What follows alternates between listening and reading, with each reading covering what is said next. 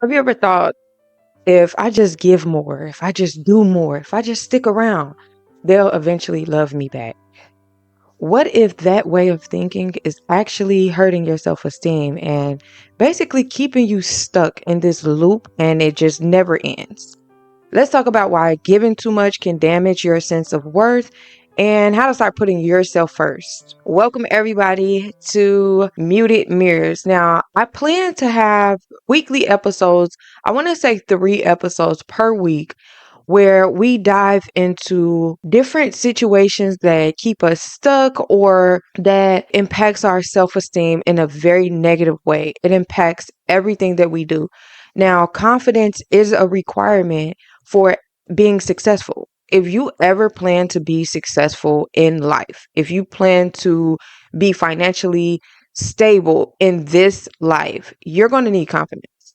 You cannot have what it is that you're striving for without confidence, because somewhere along the way, you're going to talk yourself out of becoming who it is that you know you can be. You know in your heart that you have potential, you have talent, you have ambition, you have these things, but it also goes hand in hand with your confidence, your self esteem. How do you talk to yourself? Do you wake up, look yourself in the mirror, and point out the things that's wrong with you? Do you say, "Oh my gosh, my hair is it's a mess. Oh my god, my face, I hate it."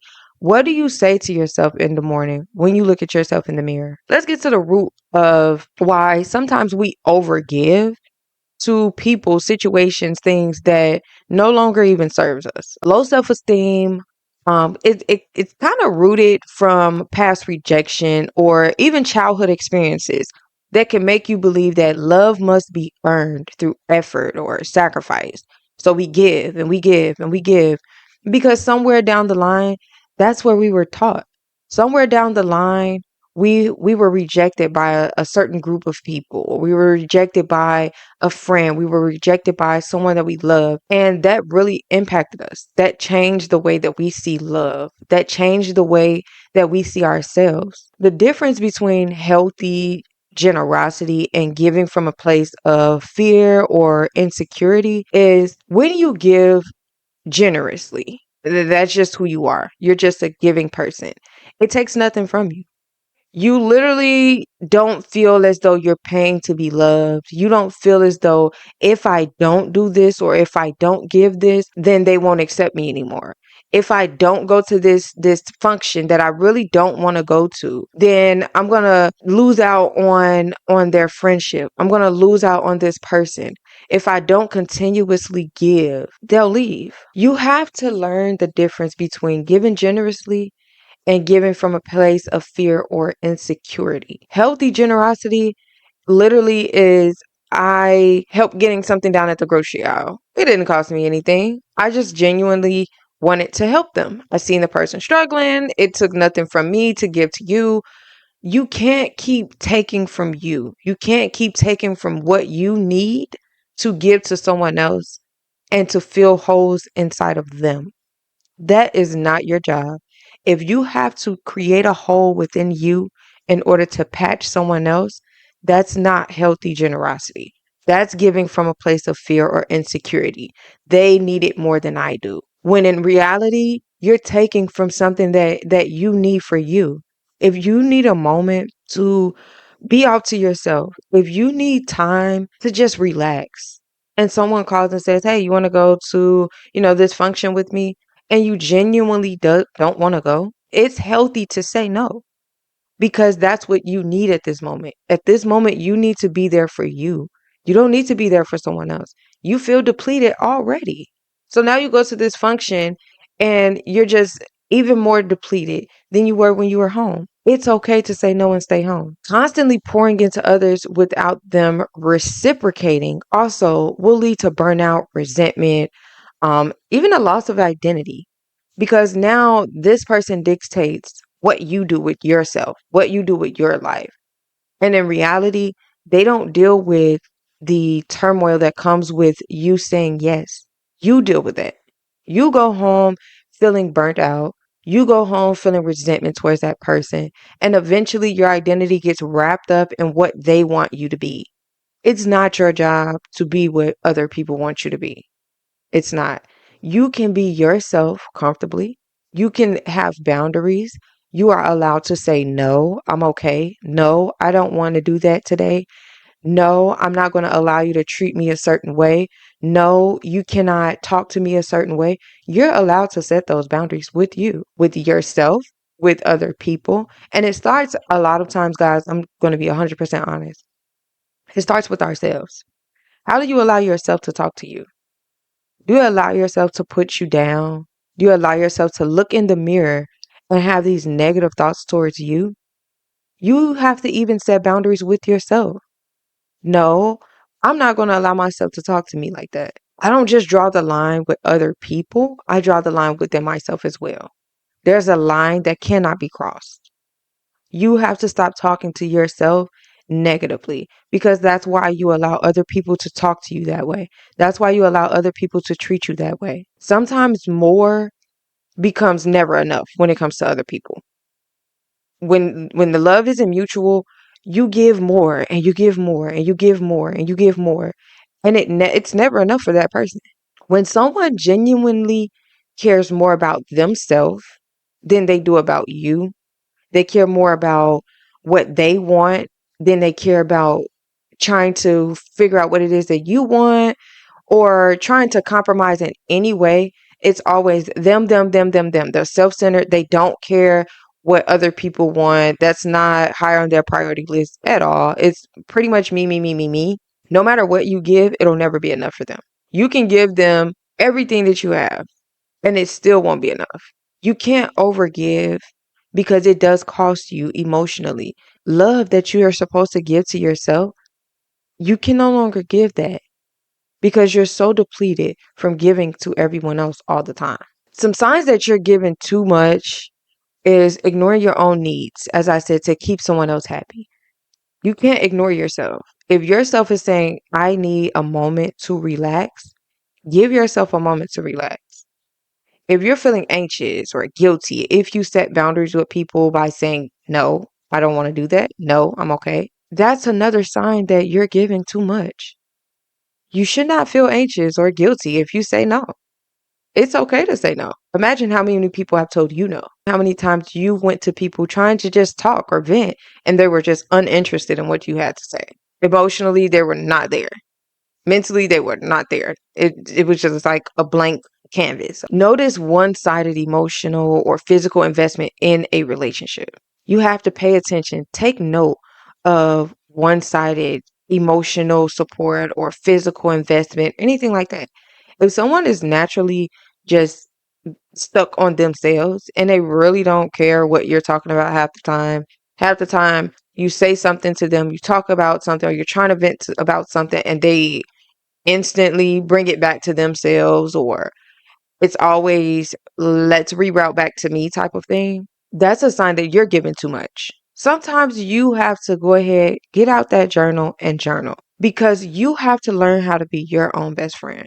You have to learn how to be your own listening ear. When you go through something that's traumatic, you shouldn't instantly say, oh, I need to talk to my friend. No, instantly you should go within. That should be your first reaction. Let me grab my journal. Let me talk to God. Whoever it is that you believe in. And I don't like to say that because I am a Christian. I believe in God. I talk to God. But I know that there's people out there that don't. They don't believe in God for whatever reason. They choose to believe in something else. Fine, that's not my business. But I would encourage you to talk to God or journal because God is going to allow you to look within you. God is going to pour into you like no one else can. No one else is going to be able to pour into you the way God can. So look inside because that'll alleviate you having to feel that rejection feeling again. Sometimes we overgive to others. We overshare with others, and then we get that rejected feeling again when they don't respond the way that we think they should. When they don't try and make us feel better, or when they are just not interested in what we're talking about. We get that sense of feeling rejected again. So in order to avoid that feeling, I encourage you to immediately go journal. Have a conversation with you. Love that's rooted in obligation or dependency, it often fades, or as I said before, it breeds resentment. That being over dependent on someone else being able to make you feel better, that dependency will fade. It will. And it will breed resentment. You'll start to resent that person for not being able to be what you needed them to be. But really, what you need is you to be that listening ear for you. Be gentle with you. If you give to someone genuinely, they'll respond authentically. They'll respond with love back. They'll genuinely give you that back, and it won't cost them a thing. You don't have to constantly sacrifice to be loved. It'll never work. Overgiving can literally unintentionally teach other people to take you for granted. And that's exactly what they'll do. You'll overgive and you'll be in this, it's almost like desperation to be accepted, to be loved back. And people sense that. People can sense that, and they'll literally take you for granted because they know that you'll give. They know that you'll do. They know that you won't leave. They know that no matter how terrible they treat you, you'll always be right there. So when they're going through something and they feel like they want to take their anger out on someone, you'll be the punching bag. Ways that you can shift from, I got to give more, I'm not enough as I am. You have to talk gentle to yourself. And you have to get your self esteem and your self confidence in order. You have to check yourself because if you feel the need to overgive in some part of you, some way, you're insecure. You have to build your self esteem through creating these boundaries, through self care.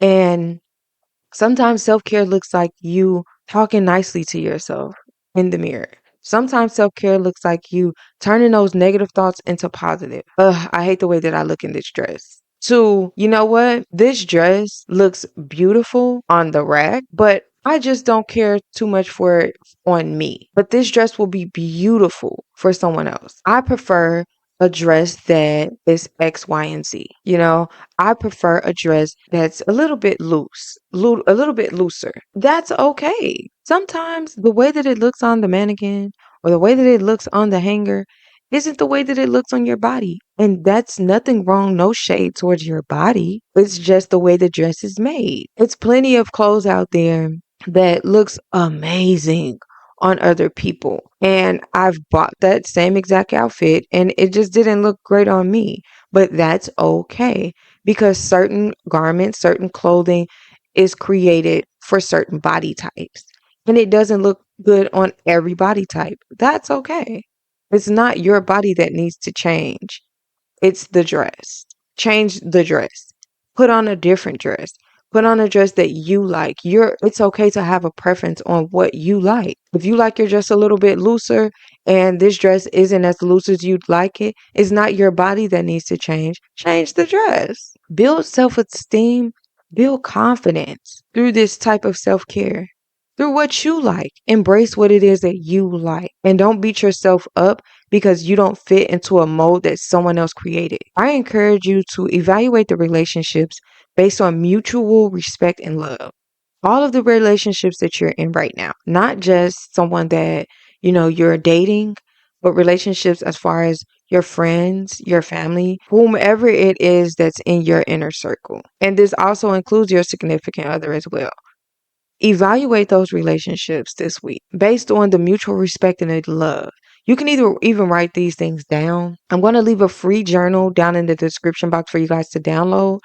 And you can either print this journal out or you can use it on GoodNotes or OneNote or Notability, whatever. You can use this journal to journal these things. List the good and the bad, what you love about these relationships and what could be worked on, what they can improve on, and even what you can improve on. And I guarantee the more you take evaluation, the more you evaluate the people that are in your circle, the more you'll be able to start seeing what needs work and what needs to be completely cut out. This journey is about you building love, self-care, and confidence within you. It's not about them anymore. It's about you. All right, guys. So today is Wednesday, August the 13th. We're gonna drop this episode is gonna be ready for you guys by 5 p.m. tonight. Gonna see you guys Monday, Wednesday, and Friday at 5 p.m. We'll dive more into love, into self-esteem, into confidence, into building boundaries and things like that. We're going to dissect these things. If you guys have any questions or any topics that you would like to touch on, leave it down in the comment section. And then I can go ahead and create a podcast episode for those things. Okay. We're going to all work on ourselves and work on this together. So I do encourage you to like, comment, share, and subscribe to the channel so that you'll get more content like this directly to you. Thank you guys so much for watching. My name is Bree, and we'll see you on Friday on Muted Mirrors. Have a good night.